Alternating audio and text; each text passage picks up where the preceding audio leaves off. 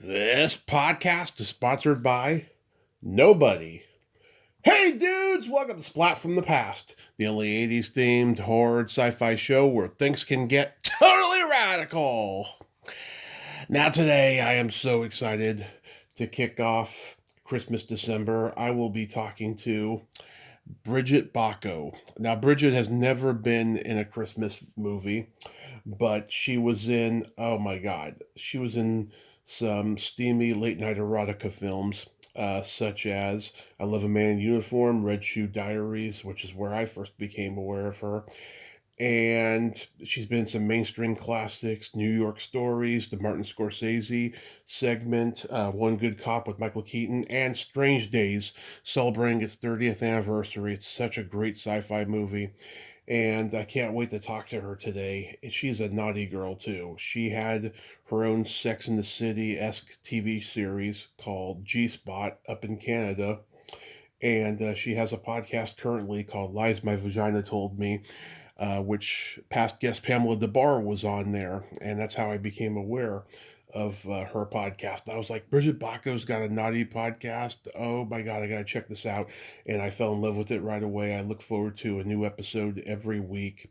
And it's going to be great to have her on. She's also the voice of Angela and Gargoyles. I never watched that cartoon, but I know a lot of people out there in the cartoon nerd world might be interested in that. And this is going to be a great way to kick off Christmas December in style. I hope you all had an amazing turkey day. I did for the most part. The usual eating and lots of yelling in the house. Not from me or anything, but just family in general. Also, happy birthday to past guests Charlene Tilton and Andrea Wilson. Love you both. So yeah, here is my interview with Brigitte Bako.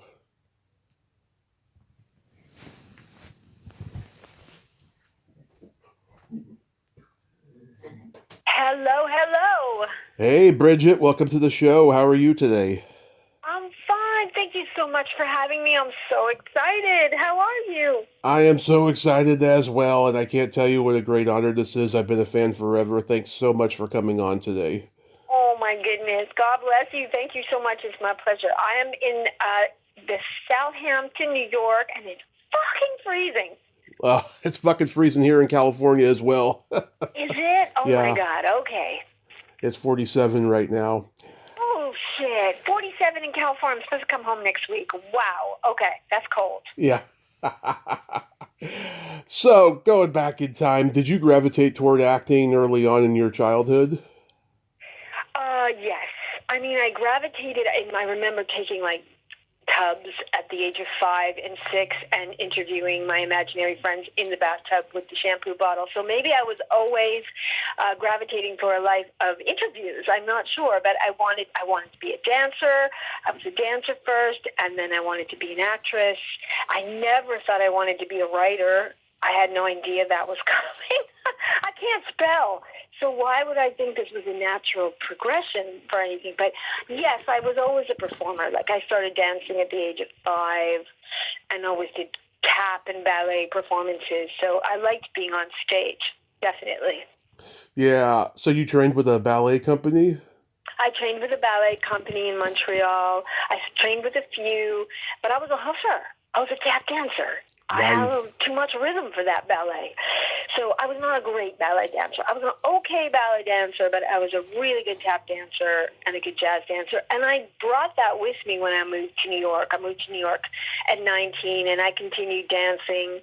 And then at some point, I don't know, some injury kicked in, and I went, okay, I can't do this one forever.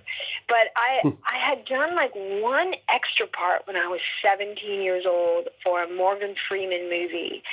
And I had to play a Wow. prostitute, so this shit was starting really young. I was 17, and it was fucking December in Montreal, and I was in a halter and a mini skirt, and I was not fed well. And I went, oh, fuck being an extra. We're going to be the real deal. We're going to work it up to the real deal, because the extra work was too cold. Yeah, what movie was that? My memory is pretty shitty for a girl who did no drugs, but it was more Street something. Street Oh, something. We're going Street back Smart. to the 80s. Street Smart. Street Yeah. something. Morgan Freeman and that wonderful other actress. Boy, you're going to have to edit this because I can't remember her name either. But it was shot in Montreal. It was such a big deal that a big American production, this was before this was happening, came to Montreal. And I got to be in a scene with him, but I was freezing my little tatas off. Yeah, Christopher Reeve was the star of it, and shit, you are correct. Thank God. What was it called? It was called Street Smart. Did you know that, or did you just look that up? No, I know it, and it's got Kathy Baker in it. Kathy Baker. Yeah, Lovely. Mimi Rogers. Yes. Yeah, I know that movie. It was amazing. It was amazing.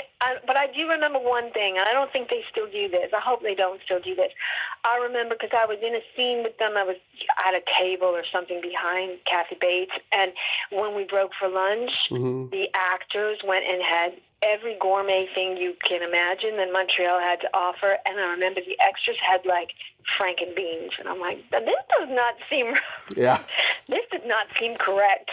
But that was my very first time in a movie. And then the second time I was in a movie was this little thing called New York Stories, like literally a couple years later. So, and I also thought, like, I was in line or in the area where the extras are kept because I had just a few lines. I assumed that I was in that area, and then somebody came and fetched me and said, "Oh no, you're not here. You come here. You come to, this part of the movie world." And as you know, I've mentioned before that we've timed it for my show. It was 1 minute and 20 seconds on screen.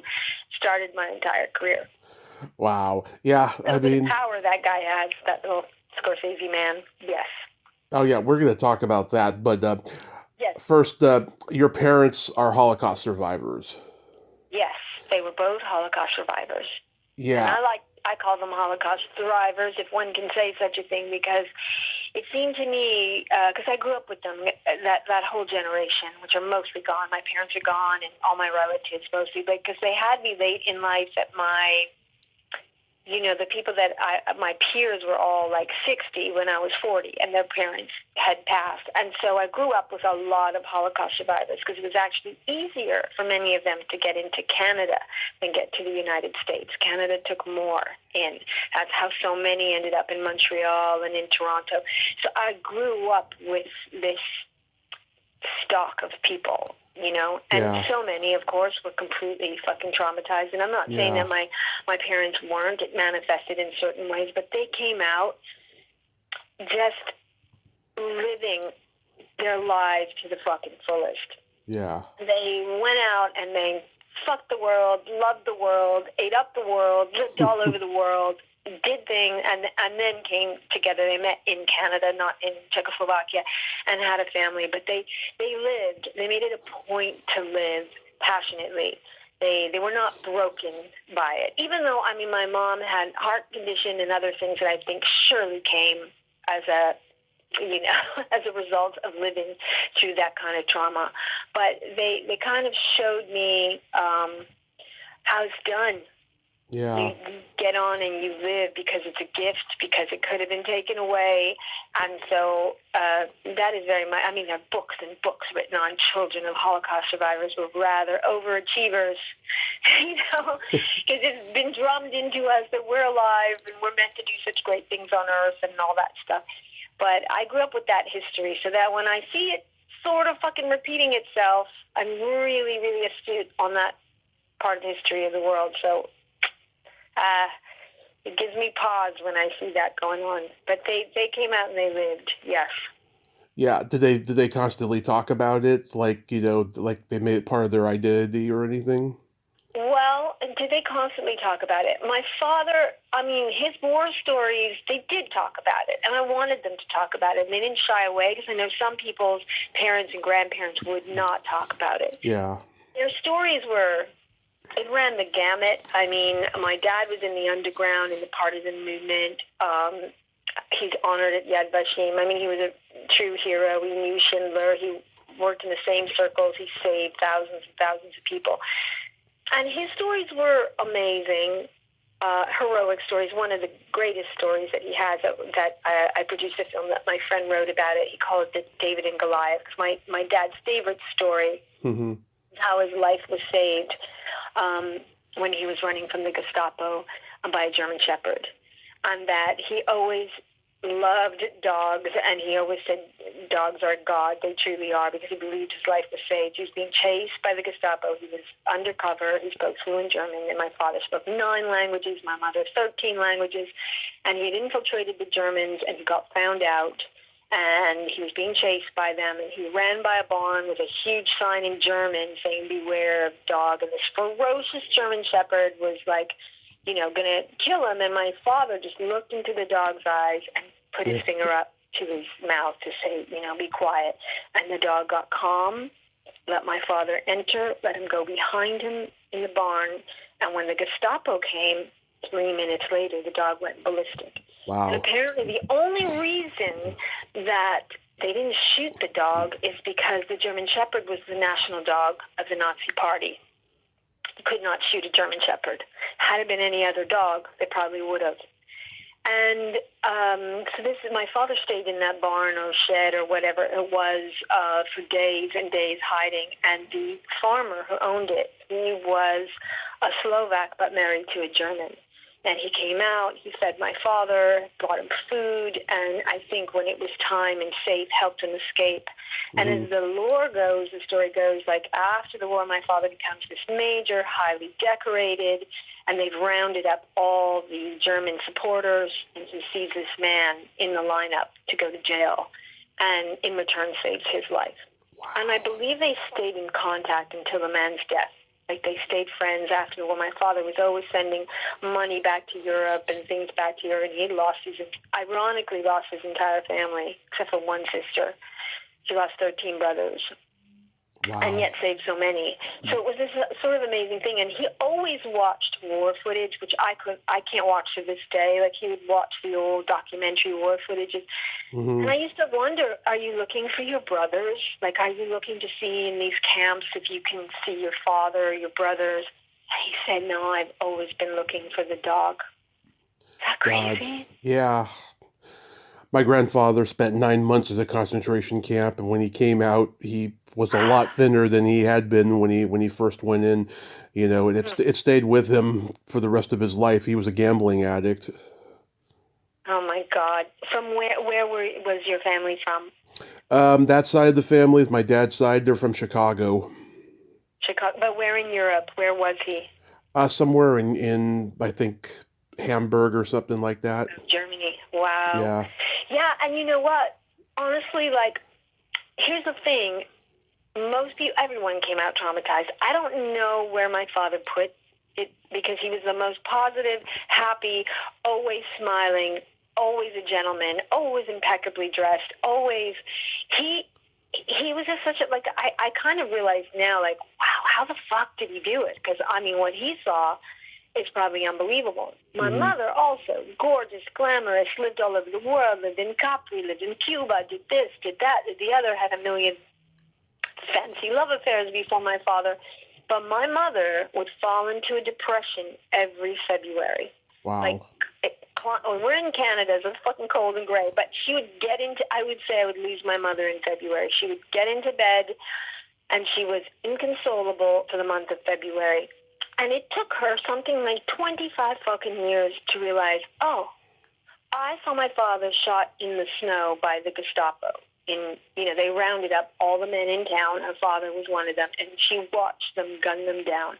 And where do you put that? The human psyche is so crazy. Where did she put that? Because you can't deal with that. So she put it somewhere for 25 years, and it manifested itself this way. And in my opinion, with all the other ailments I think she suffered with, because, like, if you don't process this shit, which I think is amazing, because it just, as I say, wasn't the Oprah Winfrey generation of people. I don't think a lot of these people came out and had therapy. I don't think that was a thing. And so how did they process this? In her case, I think it eventually, deteriorated her health, and certainly every February was a thing until she figured it out. And once she had the, oh my God, aha, it didn't have that power over her anymore, which is kind of amazing. I just wish it took less time to do that. I don't know how you ever get over it, which is, I say, I just recently did a podcast about my parents. my bonus 11 podcast from my Lies My Vagina Told Me. I called it Lies My Mother Told Me, and I really don't know how they came out, and they just committed to life.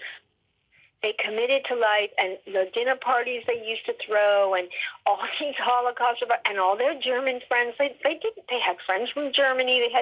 They just had this group of people that came out, not at all the same levels of doing as well, but they all got together, celebrated life. So they figured it the fuck out that we cannot be stressing out over the little things anymore. I guess once you live through something, I used to constantly joke like, I'm going to survive this asshole at Sony because my parents survived. This cannot take me down. I'm from very strong people, and this is like nothing. This is bullshit. It is nothing. Yeah. And I think it helped keep me rather grounded to the ups and downs of a long career in Hollywood. Because it is really kind of silly when you put it all in the scheme of things. So how did New York Stories come about? New York Stories came about. Well, I got on, I want to say the Greyhound bus, but I think it was the Voyageur, the French-Canadian version of the Greyhound bus when I was a 19-year-old virgin. And I'd like to say that I was seeking fame and fortune. I was really moving to New York to meet, marry, and lose my virginity to Michael Jackson. Didn't happen, side note. But I started, I was dancing, and I think I was taking a few acting classes here and there, but I got a manager somehow. I can't remember how, and I want to say that my Marty Scorsese audition was either my very first or my second. Like, it was that quick.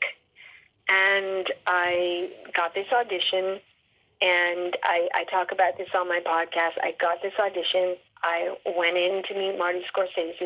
He was holding his wife's little white dog. I went to shake his hand. The dog bit my finger. And I continued to do this audition with a bloody finger. And I'm like, did I really win this part, or was he just avoiding a personal injury lawsuit? We will never know. But it did start my career. And he was lovely. He was sweet. He was kind. He was like, just do it. And thank you very much. And I didn't know how it went. I went home with a boo-boo. And I think within 3 or 5 days, I was told that I got it. And of course, this was getting me my SAG card. This was everything. I mean, I had only been in New York maybe, I don't know, 6 or 7 months or something like that. So it happened very, very, very quickly. And when I went to set, I remember I'm with Nick Nolte. It's the biggest production I've ever been in, other than sitting behind Kathy Bates as an extra. And I remember this is how he had an oxygen mask, and it was right after Blue Velvet had come out. Terrible asthma, and he was directing with an oxygen tank and an oxygen mask. It was so fucking surreal. And he took off his oxygen mask, and he came up to me in the scene. And he said, "Yeah, hi, okay, just do what you did in the audition. That'll be great." And that was all the direction I got from the great Marty Scorsese. And I was like, wow. That's it? And in retrospect, I think, wow, he just deflated all the pain and freaked outedness of doing this and all the, terror by basically saying, you did this once before, you can do it again. And that was it. And it was wonderful. And that very short amount of time on screen changed my life very, very quickly. He got me my green card into this country. He wrote letters for me. It was just kind of magical. You couldn't ask for a better beginning. The first time I saw the movie and I saw you in it, I thought you were Jennifer Connelly. I used to get that. I'm a few shades darker than her. But yeah. I used to get that when we were younger. Yeah, well, luckily she probably wasn't available. I don't know. But it was me, and I think I had just turned 20 when I did that. And when I look at it now, like, I was a gazelle. I was a baby. And I went to the premiere. I remember the premiere was at the Met, I think. It was a gala premiere, and it was some charity event. It was thousands of dollars for people to go to the premiere of New York Stories, because I don't know what they were giving money to. I can't remember, but it was something. And I saw my face that big on screen for the first time. And I was fucking horrified. I was like, oh my God, that nose, my face. I mean, I just thought I was the ugliest thing you've ever seen. I ruined the movie. Oh, no. I was horrified. I mean, never seen myself on a big screen ever. And I remember I ran to the bathroom to cry it out, and Jodie Foster came out of the stall and said, you were amazing. You lit up the screen, and you have a big career ahead of you. Wow. From Jodie Foster. Wow, that is awesome. And I said to her, really think you're going to win an Academy Award for The Accused? And there you go. I was right. Yeah. But yes, she's the one that consoled me in the bathroom after seeing, my nose 3 stories high at the time that I did. And if I look at it now, I'm just like, oh my God, you're just a little magical being. Yeah. Oh my God. Roger Ebert said that Life Lessons was the best of the 3 stories. I personally love the Woody Allen one the most, Oedipus Rex. Yeah. That Because, was the crazy mother-in-law or something. I remember that. I think it should have been a whole movie. It was so funny. The fact that she becomes a giant is just hilarious. Yeah. I remember all of them. It was just because I love New York. My mother brought me to New York for the first time when I was 9, and my entire focus from 9 to 19 was to move back to New York. My mother brought me to New York when I was 9, and from 9 to 19, that was my entire focus. I was madly in love. This was the greatest love of my life, New York. So for my first job to be so quintessential New York stories, it was just unbelievable. Yeah. And then you were in the Michael Keaton movie, One Good Cop. And I was in the Michael Keaton movie, One Good Cop, and that brought me, I think it shot in New York and Los Angeles, and that was the first time that it came out to LA to shoot. Like, we shot part of it in New York and part of it there. Yeah. Like exteriors in New York and interiors on, I can't remember which lot, Sony lot or something, but that was also a great experience. Yeah. I'm not allowed to say that Michael Keaton used to call me up at night and just breathe heavy into the phone. I mean, allegedly. Really? I think it was his Love it. specific breath. Somebody would call and just breathe heavy into the phone. I've heard that Michael Keaton's just the nicest guy, though. He was super nice. It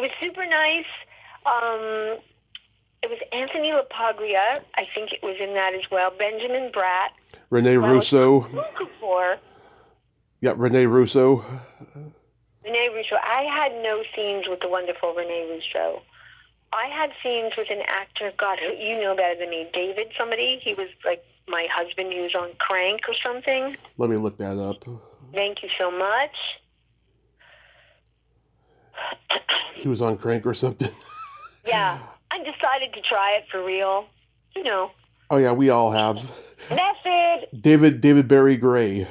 There you go. Yeah. I love this. This is fantastic. You could just walk next to me and answer all my questions that I can't remember. But I received my first at-work injury on that job because my co-star, David, who was very in the moment, very method, we were having a gunfight out, and he throws me onto a bed, and the bed was just a prop, and it was basically bricks with a blanket over it, and he threw me into the bed, and I injured my lower back, which I still deal with to this day. So I had a little workman's comp from Disney, and then never worked for Disney again.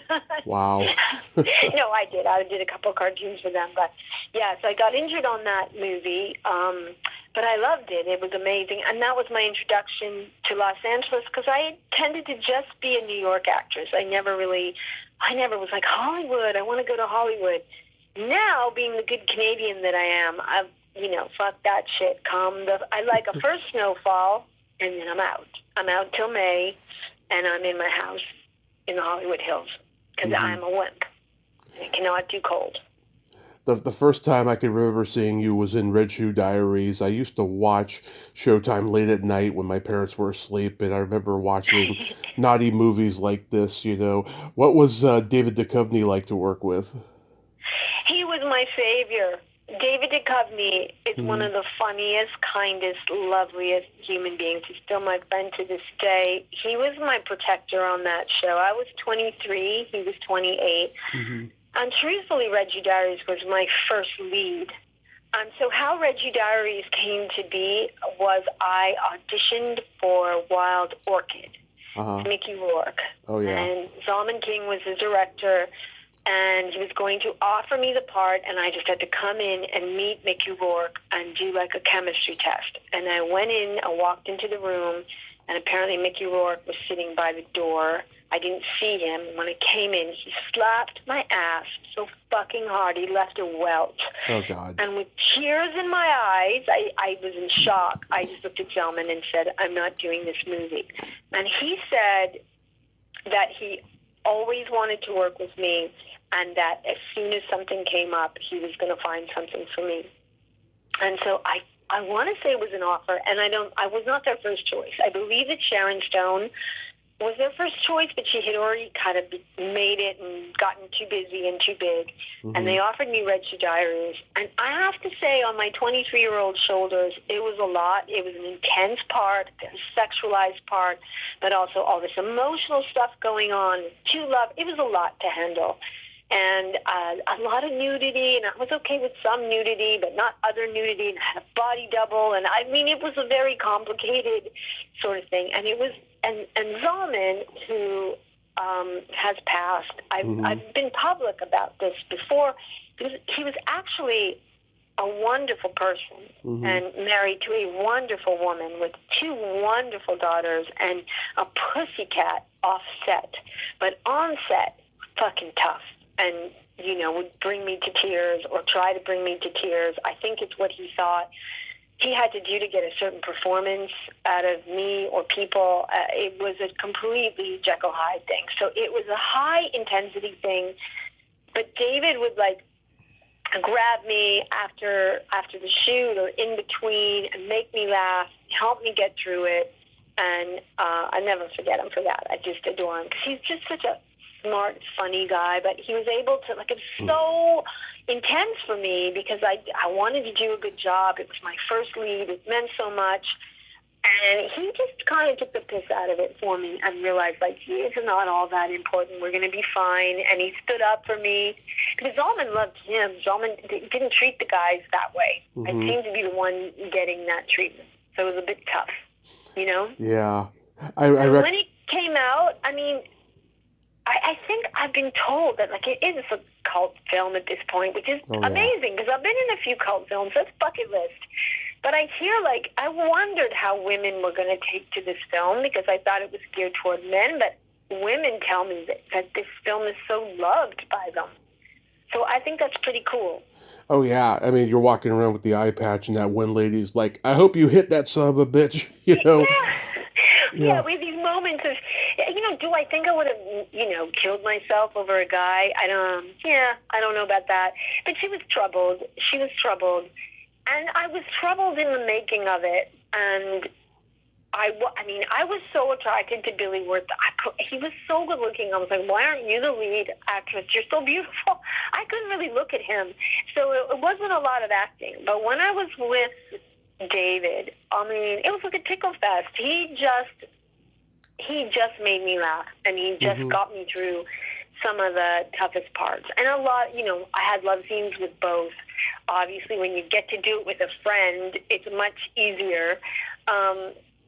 But, I mean, I carried that film, and I love to joke, like, years later when I go into Showtime to pitch a series. As a producer and a writer, I'm like, I started Showtime. They don't like that when I say that. But I think Reggie Diaries kind of was one of their first and kind of launched the channel. But apparently they don't appreciate when I say that. I'm sure you hear this all the time, but that pantyhose scene in the shoe store is fucking hot. I've always loved that. Yeah. It is. I had to give my red shoes to Planet Hollywood, and I have these pictures of it, of me, like, donating my shoes to Planet Hollywood in New York. And for years, I would, like, take people, come and see my red shoes. It's so cool. It's under glass. It's like the modern-day Dorothy. And I would go, and I'd go to New York, and they'd say, oh, no, they're in Mexico. Then I'd go to Mexico. They go, oh, no, they went to I traveled the world looking for these shoes. I actually never found them, so I don't know where they are now. But they were pretty iconic. I, for one, did not wear the color red for like fucking 25 years after that because I don't know, I felt it pigeonholed me as I was this comedian that nobody, knew was funny. At least that's how I saw myself. Like my fantasy was Cal Burnett was my mother, Dick Van Dyke was my father, and I did comedy. But I was naked on page 4 in everything I did. So Red Shoe Diaries sort of solidified that. So every single role I got after that movie was so sexualized. We're in the 90s, but that was what was happening. And my show G-Spot was all making fun of that, like, that whole career that we had. And so it was a different time, and I wanted to, do funny shit, and I didn't want to necessarily be raped and bludgeoned and killed in movies. But that was what was coming my way. Yeah. You played the lead in I Love a Man in Uniform. Were you under any pressure when you made that movie? Oh, my God, I can't believe you know that movie. Canadian movie. I loved that movie. I wanted to do that movie. I loved the script. I loved the director, David Wellington. David Franco, who is our brilliant DP in that, who's now, like, the greatest DP of all time. He just shot all of Game of Thrones. He shoots everything on HBO. Right. I'm a godmother to his kids. I mean, that was just a wonderful experience. I was nominated, I think that was for my first Genie Award, which is a Canadian Oscar. I loved it. I loved the part. I loved his strength. I loved the costumes. I loved everything about that movie. I was super proud of it. We went to Cannes with that film. We went to Sundance with that film. It was an independent, small movie, so I don't think it had a super long or big run in the United States, but it was critically acclaimed, and that was my first time sort of being nominated, and I felt it was an art movie, and that was more of what I wanted to do. Yes, she was still a sexy character, but she wasn't naked, and she was strong, and she was amazing, and I loved that movie. Nice. So A Strange Days, a standard audition for you? Strange Days.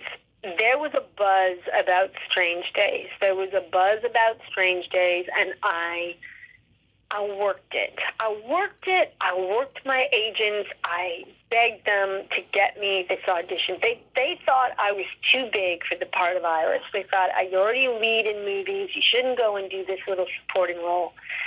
And now, the premise of my show, my podcast, Lies My Vagina Told Me, is that, I let this certain part of my body be my co-pilot and help me make decisions in life, love, and my career. And truthfully, I wanted to choose Strangers. I thought it was a great script, but I wanted to do it for one reason. I, like most Jewish girls, had a crush on the world's biggest Nazi from Schindler's List, Ray Fiennes.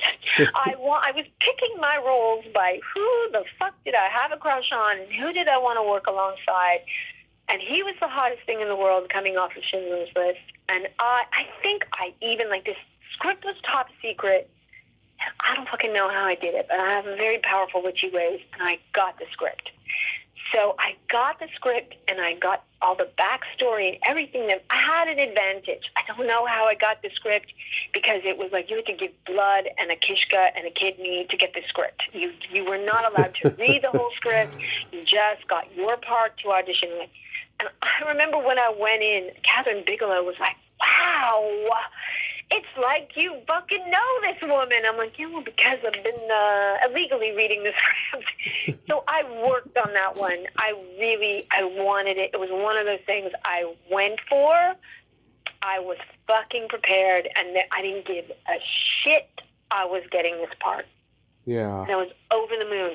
Crazy time, because it was 5 months of night shoots during the whole O.J. Simpson trial, and we were shooting downtown, and it was such a strange, fucking weird time in Los Angeles, and we were shooting nights and sleeping days, and it was also such an intense role, and I was just saying today to my friends, I was like, in dental floss was my outfit, so like I was running 6 miles a day with a trainer. I think I ate broccoli and air to prepare for this.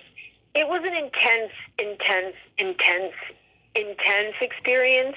I'd never been on something that lasted that long. In New York Stories, I worked a day. Red Shoe Diaries, we did in 3 weeks. This was a prolonged, like, this was my first big budget. You know, it was 5 or 6 months. I obviously didn't shoot every day. Yeah. But you had to sort of be ready. And I would come in and be up all night, 3 days in a row, and, you know, not work. And so you had to sort of stay on that schedule. And I remember the whole death scene that happens in the movie, which my poor mother, when she saw it, she fucking had another heart attack. It was so intense. Yeah. That took 3 days to shoot. And I was like, oh my God, if this was an independent movie, this would have been done before lunch. But it was prolonged. And I remember thinking, like, oh, I almost quit acting after that. I was like, this is too hard. Like, to be in that state for so long. I was like, I don't fucking do comedy. I know I can cry, but I don't want to anymore. Like, it was intense. But I was so excited to be part of it, and I got to know Rafe. Mm-hmm. And just the whole cast. Michael Wincott, fucking genius. Was it Michael Madsen who was in the scene with me? I think so. Who was it? You know better than me. Who was in that scene? I remember. Yeah, because let's see, there was Ray Fiennes, there was Tom Sizemore, there was Vincent D'Onofrio. It was Tom Sizemore. And Tom Sizemore, intense man he was. So yes. It was an intense scene, and again, it went on for like 3 days. And at the time, and I was also excited to work with a female director. I had never worked with a female director. And Catherine Bigelow was so huge, this movie. Oh, yeah. And she and had such an enormous scope and span. And she would rehearse me in like September for a scene I was shooting in December. So it was so intense. It was truly, truly, truly like, wow, is this how they really make these big movies? And she also would say, you know, okay, do your line, stand on that mark, cry. Can you cry from your left eye because there's going to be an explosion? And I was like really perplexed by what directing was, because I was so young, and I just thought they would come and tell me, oh, you feel this, and you do. They really, and I remember Ray Fiennes said this to me. He said, when you get a part at this level, they don't need to tell you what to do. They expect that you know what to do. Right. That you are prepared enough to come in and give the performance you need to give. That nobody is hand-feeding you any of this. And when that clicked in for me, because I mean, I've seen her films since, and they're just so brilliant. So brilliant. All of this was happening to me so young and so quickly. I was learning as I went, you know? Yeah. And it's got this real, like, Blade Runner meets Clockwork Orange vibe to it. It's just, it's got social commentary. Another cult classic. And it is. It's 30 years this year, isn't it? Yeah, 30 years. And I remember when it first came out, and when I saw whatever the box office returns were, I was like, God, I thought this movie was a much bigger hit than it was. It's so brilliant. That's right. It wasn't a big hit. And I will tell you, when I went to the premiere, and I mean, James Cameron was there. I think that the lore is it was the divorce settlement movie. He was supposed to direct it. She got it in the divorce settlement. And when we went to the premiere, because the script was brilliant, it was absolutely brilliant. And the movie and everybody was so good in it. I mean, Juliette Lewis, you know, Angela Bassett, my God, to be in the same room with that woman, an exalted being. Yeah.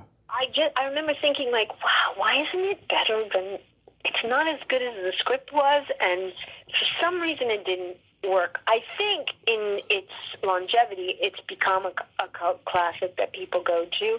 But at the time, like, they appreciate it more now. But I think at the time, it didn't do as well as everybody expected it to do. Yeah, I mean, but it's a cult classic now, and you know, James Cameron wrote it, and just anything he comes up with is just brilliant in the sci-fi genre, you know. Yeah, truly. Truly. And I have a lot of pride over Catherine Bigelow because she's from my hometown of San Mateo County, and Yeah. she's done some great movies. I love Near Dark, the vampire movie she made, and Too. Blue Steel with Jamie Lee Curtis. Yeah, she's done some good stuff. No, she's amazing. She's amazing. I would see her every once in a while because we have the same chiropractor in Oh, Los yeah. Angeles, the great Dr. Harry Bajinkalsa.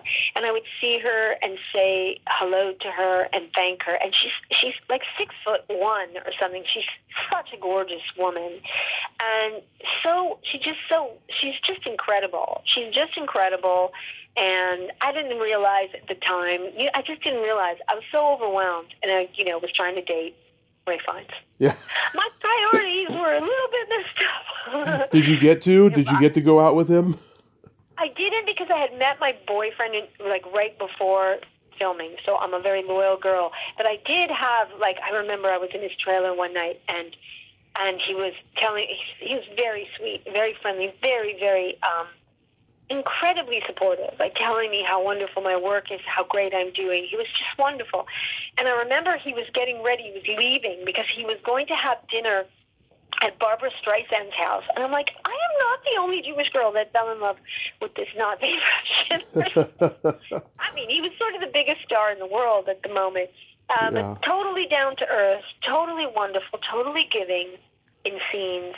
I mean, I got my education while I was working. Mm-hmm. I didn't go to years and years of drama school and all that. I just was very lucky to kind of learn on the job, and these jobs were crazy. Yeah. But I remember I took myself on a vacation after that one, and I was like, oh my God, that was exhausting. It was intense. It was an intense scene. I didn't understand how to calibrate, so I was constantly in this intense state to be ready for whenever they would call you, because you were basically on call to come in at any time, at any hour to do these scenes. So it was really, really fascinating to see how that works. Right. How did the voiceover come to you with gargoyles and Godzilla and all of that? How did it come to me? I fucking don't know because I don't remember anything. But Gargoyles was first. I went for an audition. Somebody had loved me from some movie, and I auditioned for Angela. And for me, she had a very Shakespearean quality about her, and I had done a lot of Shakespearean plays, and I think that I had this sort of classical training in ballet and everything. I was just a little different than the American actors that were coming in, and I got that as one of my favorite jobs ever. We did, was it 2 seasons or 3 seasons? I can't remember. I just went to the 30th anniversary. All good things are 30. To the 30th anniversary of Gargoyles. We had a big convention last July 4th in Minneapolis. And it was, I had been avoiding these conventions for a while because they kind of terrified me.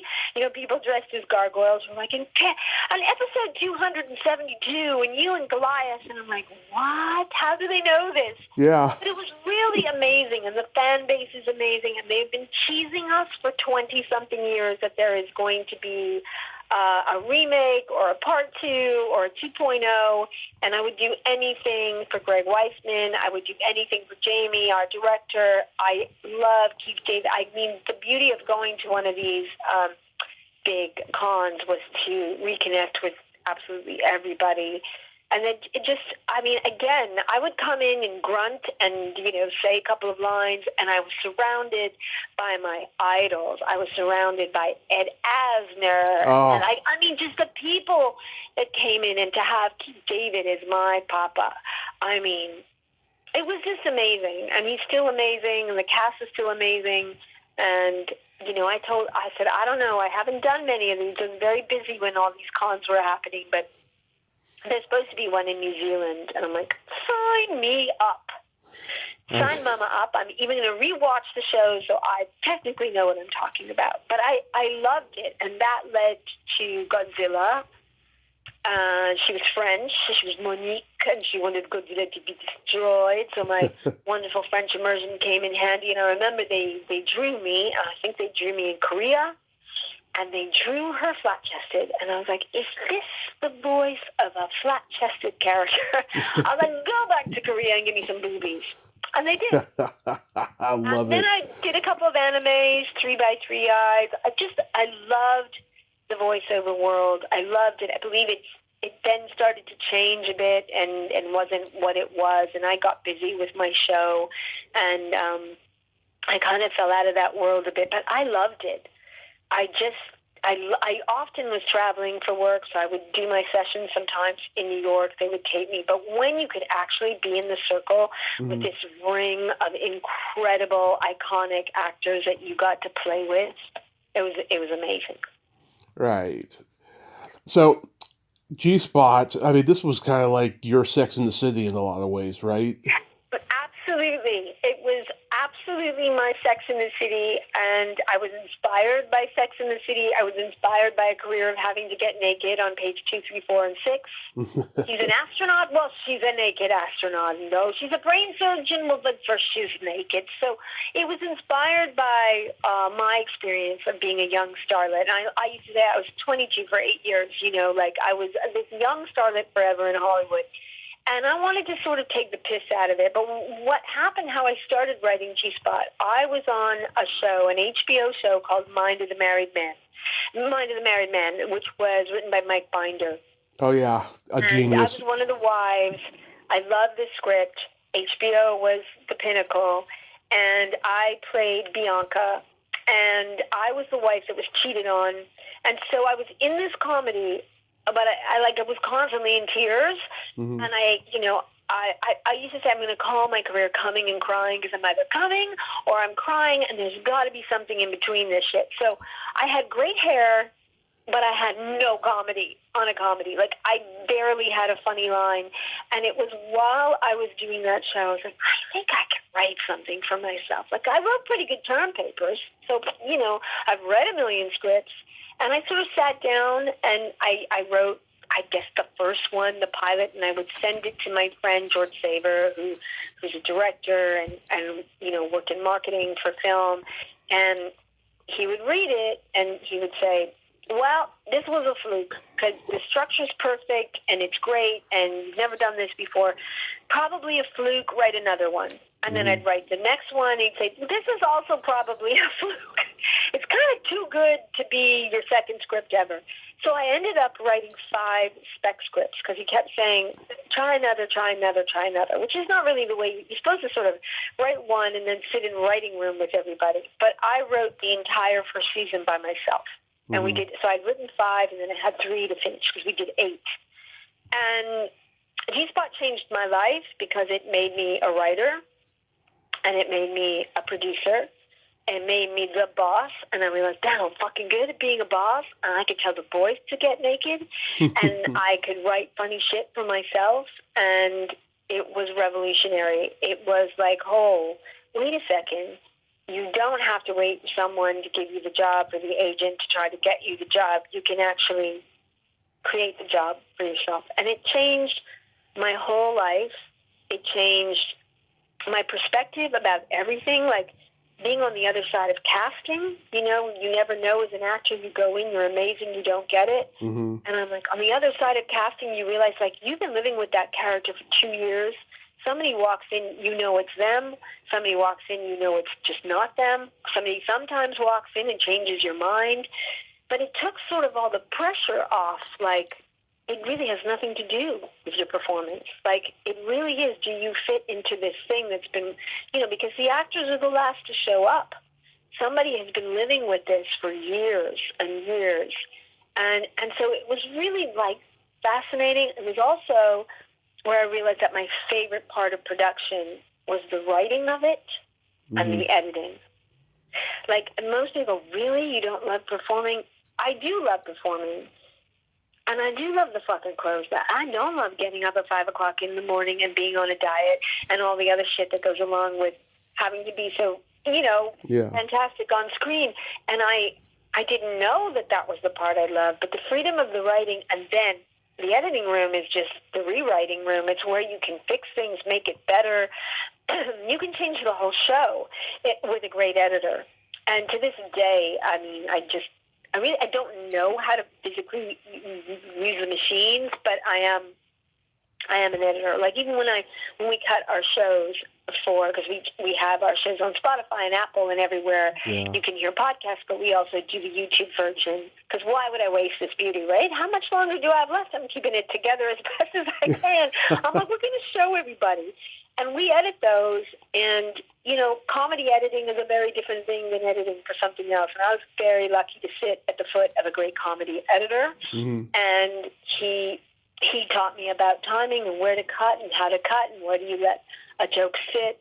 And I've worked with editors after that don't get it, and if you don't get a comedy edit, you can ruin the show.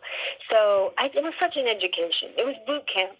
It was boot camp to learn how to become a showrunner, a show creator, carry a show. It was exhausting. I worked 20, 21 hours a day. It was crazy. They wanted 2 more seasons. They wanted a 4 and a 5. I was so burnt out after 3. I had sold a show to HBO with Gavin Pallone producing, and I just thought, stupidly maybe, because I think now if somebody said we want 2 more seasons of the show, you just take a vacation, you rest, and then you go do it. You don't not do it. But then again, me and my vagina not always making the best decisions, but it's okay. Yeah, so is there at least a Blu-ray or a DVD of G-Spot? Because I've looked for it everywhere and I can't find it. I know. Let me tell you, there's a little something going on with me and the executive producer of this show, because I own a third of G-Spot. That is one thing you can do when you do a show in Canada, and I had a very big deal, and I own a third of this show. And there's a discrepancy over how much money I'm owed from this show. And they are very, very good at accounting over there. So they don't want the show out there right now because they owe me so much money. And this is the way that they are dealing with it. So it's very hard to find because it was on Hulu, it was on Apple, it was on Tubi TV. And I think I'm owed about $2 million worldwide from this show. So they've kind of taken it all off. And I believe that that's the reason, because this show is sold all over the world. I remember going to Vatican City and it being the number 1 show in Vatican City. I'm like, really? That's interesting. A show called G-Spot. But there you go. Jesus. So yeah. When you had Pamela Des Barres on your podcast, that's how I first became aware of it, because she's been a guest on this show, and I friggin' love her. And I couldn't believe it. I was like, oh my God, Brigitte Bako, where's she been? Like, I was like, she's got a naughty podcast, and then I literally fell in love with it. Like the first moment you made the comment about Mick Jagger finger banging her, I was like, I am fucking all in. I'm all in. God bless you. God bless you. Well, where she's been in the last many years is really like, I thought this was a really good idea. Again, a decision both me and my vagine came to. Like, I don't need to be an actress anymore at like 41 when G-Spot was finished. I'm a producer. I'm a showrunner. I'm a writer. That's what I'm going to do. In sort of like the height of my beauty and my success, I was turning shit down left, right, and center. And I just wanted to write. For a minute, I wanted to make babies and get married, but then I got that shit together and went, no, I don't. But I've been writing television shows for HBO, for Showtime, for IFC, all this time, and in development, selling pilots, doing this. And then I was always asked, would you do this film? Would you come out and do this? And for a long time, my answer was no. And I was actually sitting at Dan Tana's, and a gentleman who owns a very huge podcast company who knew me for my work, and I was, why aren't you doing one of these? Why aren't you doing one of these? And I was like, I don't even listen to them. I like Smartless and I like a couple of them, but I was not a podcast girl. And so he's like, you should come down to our studios, and we have the largest podcast studio in the world, and you're so funny, and you should be doing this. And I really let it go for a year. And I'm in development for a show called Anticlimactic. She lost her youth, her job, and her orgasm, but it's not all bad. And the show was set in Laurel Canyon, and then they brought it in Canada, and I was changing it to Montreal, and it was going through all this sort of development stuff. So I'm very lucky. My first movie is New York Stories. My first TV show is a hit. I've been very, very, very lucky. Yeah. I did not take development well. I was used to shit happening quickly and happening all the time, and I didn't understand development hell because I wasn't in it. And in the last couple of years since COVID, the strikes, the other strikes, everything's development has been 3 years in development, 4 years in development. And I was waiting. I had submitted this. We had pitched all the networks, and you wait that 3 to 6 weeks until you're told whether you're picked up enough to go to series. And in my show, Anticlimactic, the character had a web series called Lies My Vagina Told Me. And it was just a compilation of all her crazy love scenes from her movies and everything like that. And I was joking with David Duchovny, who's got his fabulous podcast. And I literally wrote him a year before the podcast. I said, if I had a podcast, I'd call it Lies My Vagina Told Me. And the origin of this thing is, well, yes, I mean, I just believe she's what guided me. I was guided by passion and love, and not necessarily the greatest curator for a career, but certainly a curator for very interesting, funny stories if you're lucky. But when I was growing up in Montreal, there was a movie when I was a kid, and it was called Lies My Father Told Me. And it was about all these sort of shtetl Jews that came after World War II to Montreal. And it was a big deal. It was the first time we were nominated for Best Foreign Film for an Academy Award. I mean, four of my cousins have seen this movie, so no one's going to get this reference. But that's kind of where I took it from. And then I sort of was like, I wanted to celebrate all the wrong turns, bad decisions, bad ideas that I feel and many women feel like, oh, fuck, I shouldn't have done that, and I should have done that, and I shouldn't have married that, and all these wrong decisions that we think we make that, in my case, were motivated by that part of my body, in great innocence, really lead us to who we are today. Like, all the fabulous fuck-ups make us who we are today. And because I'm a comedian, the bigger the fuck-up, the better, right? Like, what is the worst tragedy?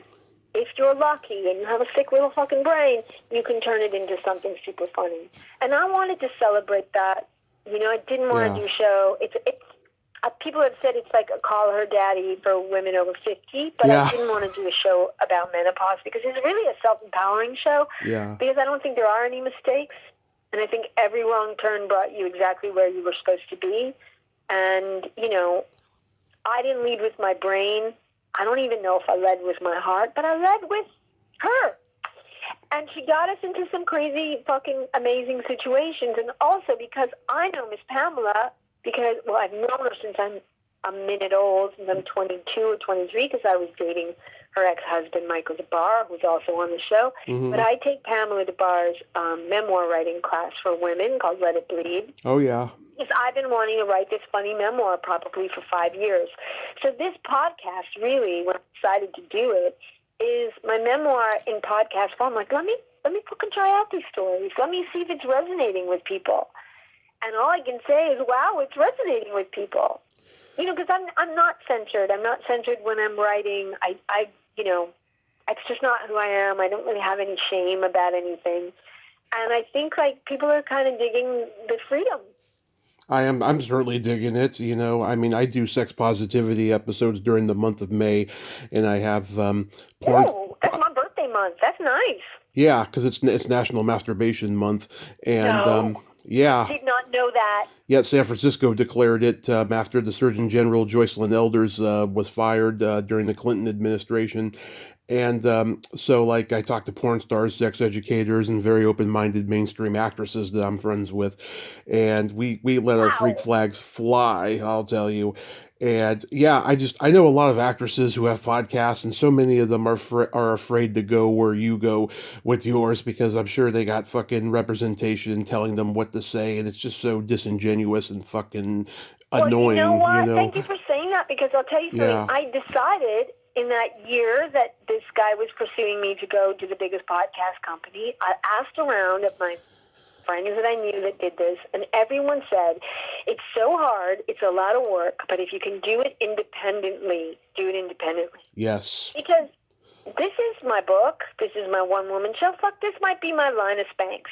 We don't know. But I didn't want anybody to own it. I have an HBO show that I did called 38 Special about a premenopausal spy. She's armed and dangerous and having a hot flash. It was one of my favorite fucking scripts. Gavin Polone was producing. HBO decided at the very end not to make it, and they have fucking owned it like the mafia for like 10 years. And it's been resold like 6 times, and they never let it go. Shit. And I think about, like, it was my first thing I sold in the States, like for $60,000 or whatever they paid me at the time.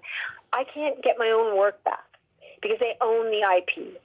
So I said, nobody's going to own anything about my vagina except my vagina. Yeah. So it is really hard to do it independently. You're independent, right? It's a lot of work, but it's a labor of love, and nobody can get to me quick enough to tell me not to do it because it's already on the air. Oh, yeah. So I feel a great sense of power and freedom.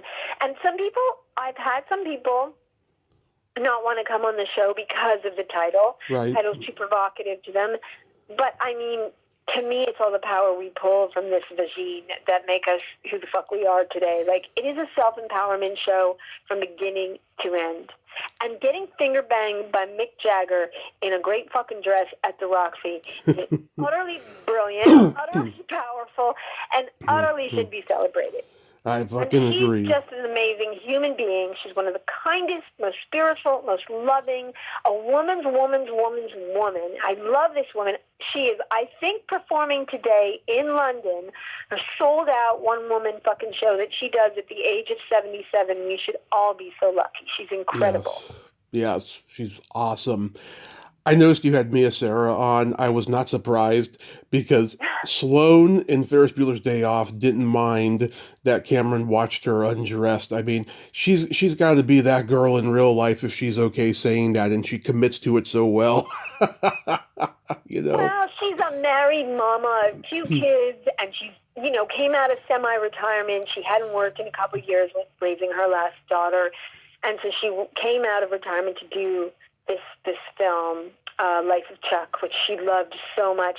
But I got to tell you, I was really amazed that because nobody's as fucking open as me. Like, I don't have kids. I don't fucking care. I don't care. I don't care, like, what anybody says. She's more private.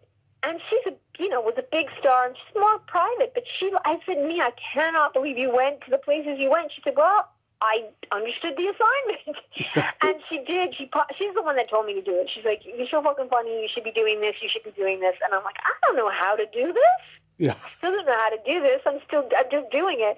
But she was so amazing. And also, she is like one of my dearest friends on planet Earth. We did fall madly in love on a HBO movie in Paris. It's very romantic, our story. And she's one of my kindest favorite people in the world. She's family to me. So to be able to do my first one and talk about all these things I want to talk about in such a safe space.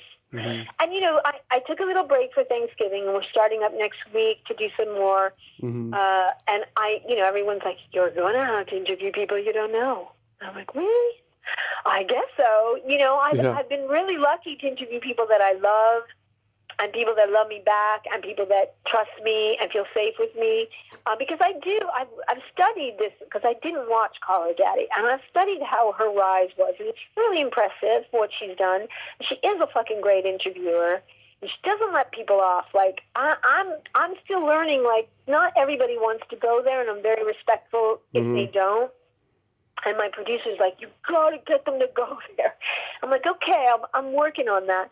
But I'm really sort of impressed with how she does it, because it's not antagonistic in any way, but she gets people to open up. And there are people that came on my show that told me, I'm not going to talk about this, that, and the other. And then lo and behold, the vaginas are just letting all the secrets out. Yeah, I've been very lucky. I've got to talk to the very best about graphic sexual things, because I'm such a graphic person and very open about what I like and stuff, and what I'm trying to figure out. I'm coming from a family of sex addiction and stuff like that. That theme song, oh my God, where'd you get that theme song? Oh, thank you for saying that. That's the brilliant Jack Moore. This is a family affair. These are all my friends. Jack Moore was a brilliant, brilliant guitarist and musician. He's from balletguitar.com is his website. I mean, we shared a dog. He's my brother from another mother. These are all my neighbors in New York. He came. I said, I want to like a Brigitte Bardot. I'm named for Brigitte Bardot. My parents had high hopes. My middle names are Brigitte Etta Raquel Bako. So I'm named after Brigitte Bardot and Raquel Welch. No fucking pressure. And Etta James. Anyway, Nice. So I said I wanted something very 60s, campy. Brigitte Bardot. This is a comedy podcast. We're having fun. And he fucking hit it out of the park. Yeah. And I do the little la-la-las over it. And he came up with that for me. My producer, Dr. Princess Leah Sherman, she did the artwork before she was a doctor of naturopathic medicine and a cancer doctor. She used a few fucking album covers for David Bowie. So she did the artwork. He did the music. My bestie, Jacques Telemac, who's one of my producers, he runs Filmmakers Alliance, filmmaker. He is my editor. I like to say I pay him in sushi. It's very expensive. And so this is our little trifecta. It's just us three making this show at the moment, keeping it close to the snatch, as we would say. And Jack came in to do the music. Leia did the artwork. It's really homegrown.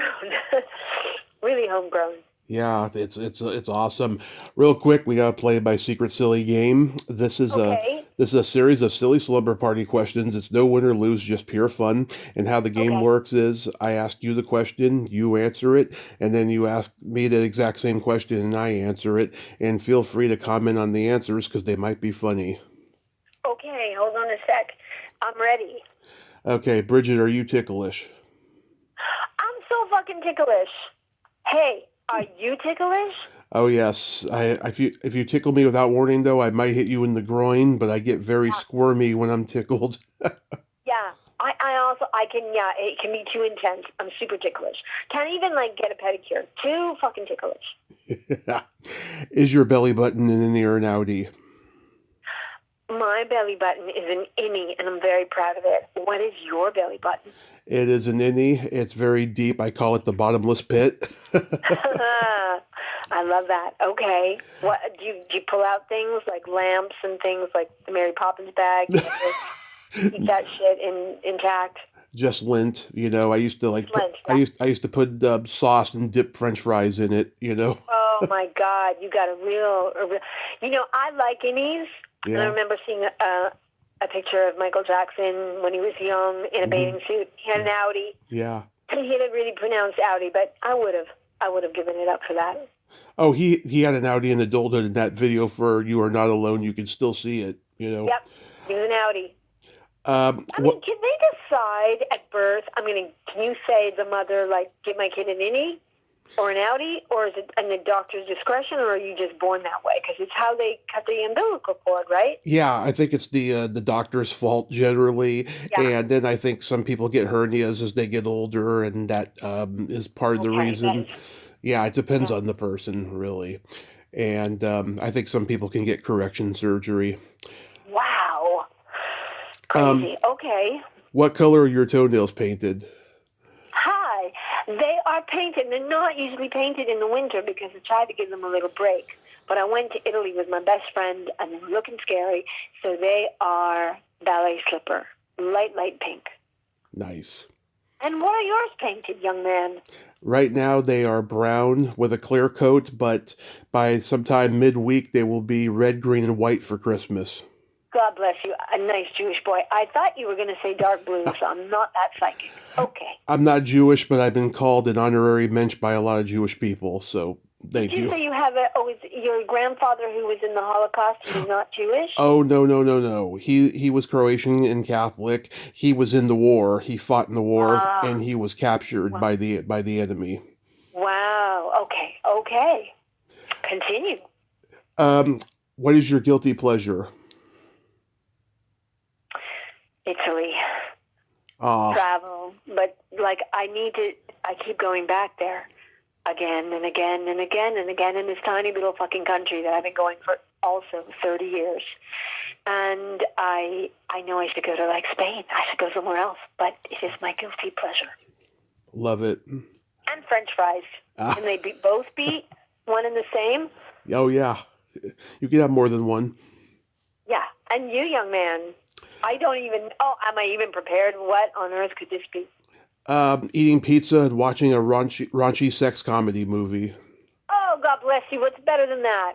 Absolutely. You could do that in Italy, and then it would be better than that. But other than that, that's pretty fucking great. Yes. What would you say is your best personality trait? My best personality trait? I can find the funny in almost anything. Love I'm it. super fucking grateful for that. And I'm really, when I was a serious young actress, getting killed and bludgeoned, I was like, was I funny when I was younger? And I was told that I was, because I just didn't know when it became a thing that comedy was like the most important. I think it's the only way to get through what the fuck is going on this planet. Like, also, that's another reason for this podcast. Like, holy shit, they're trying to censor us. Well, I'm going to do the exact motherfucking opposite. Fuck yeah. You know what I mean? Fuck yeah. That's always been my mission too. Yeah. My best personality trait, being that I'm a Gemini, I have empathy and I have no filter. But that's beautiful. I'm right after you. I'm a Taurus, so I'm right next door. And I have too much empathy. Like, I need the comedy to calm my brain down from there's so much empathy that I have. Like, I left Canada not just to marry Michael Jackson. I left Canada because the seal hunt was happening, and I couldn't fucking handle them killing any animals. So don't tell the Prime Minister, but that is the fucking reason why I left Canada. Absolutely. Yeah. What's your favorite place to have a quickie in? Yeah, okay. So many. I had a quickie up at Masada in Israel, like that famous thing that's usually filled with tourists, but it was like 10,000 degrees and no one was there. And I was taken around by this cute blonde Israeli boy, and he brought me into what would have been, I can't remember my history, but King David's pool or something. I don't know if it was King David, but I was like, let's fucking do it on Masada. Nice. Yeah. You? I mean, oh my God. Where's your favorite place? Under the pizza, watching a movie? Back when you could get away with it, the back of a movie theater or nature, places like that. I've done it in some crazy places. Yeah. Fuck, I miss that. I'm not doing it anywhere crazy anymore. Okay, I got to bring that back into my repertoire. Find some more crazy places. If you could have, I got a bad back. I got to be careful. Yeah. If you could have anything named after you, what would it be? Oh my God. Well, let me just tell you a story. I'm sorry if this is long. No, it's okay. So on January 6, 2021, you know that TV show, The Insurrection? It was on CNN. It was fascinating. Oh, yeah. We were all riveted and we were watching it. I had just renovated my Hollywood home during a pandemic, and I spent all my money, and I fixed it and went, it's finished. And then we had an insurrection, and then my whole house shook. The whole fucking house shook, and I went, how odd. How can we have an earthquake the same day as an insurrection? That seems like too much, right? Right. And it wasn't, in fact, an earthquake. It was my 85-year-old neighbor's 1969 VW with her dog Blossom falling 50 feet down the mountain into my newly renovated house and crashing into my bedroom. Only $2 million worth of damages, and the street above, which is actually called Yuma Place, I think should be renamed Brigitte Bako Way, because I won a lawsuit with the city of Los Angeles, and I could have ran off with millions and millions and millions of fucking dollars to Italy. But what did I do? I made the city rebuild that entire street, put up a retaining wall, keep the fucking 4 houses up there safe, and that should be renamed Brigitte Bako Way. Yes, sir. Yeah. Yeah? Love it. Okay, top that one. How about you? What would you like? A vibrator. I knew that was coming. Yep. I knew that was coming. Okay, what kind? I get asked that all the time. Maybe one with a clit sucker, Okay. And all right. It doesn't matter if it's large, medium, small, I'd call it the Tommy Chatsy. It's like a motor, I love these goals, and I think it's a doable goal. I think the city of Los Angeles is now afraid of me because I won this huge lawsuit, but I don't know if they're going to change. I might just put my name up, but you can probably get one of these vibrators made. I probably could, yeah. You got to dream big. You've got to dream big. Always dream big. And then my favorite question, is there a stinky smell that just makes you gag? Oh. I'm not a super fan of like sulfur water, like the spas, the sulfur baths and all that. I know they're supposed to be really fucking good for you. Mm-hmm. And I was in this place called Italy in the Aeolian Islands, and we were on the island of Vulcano, and we were supposed to, soak in these fucking sulfur baths. And I was just like, oh, that is rotten egg. I don't particularly like that smell. What else? Sulfur. How about you, Tommy? I've been called a lightweight. It's either farts or feet. Oh, I'm okay with farts. Really? Mm-hmm. Yeah. Okay, yeah. No, I'm sticking with sulfuric acid. Yeah. And I have a foot fetish, but I like them to be clean.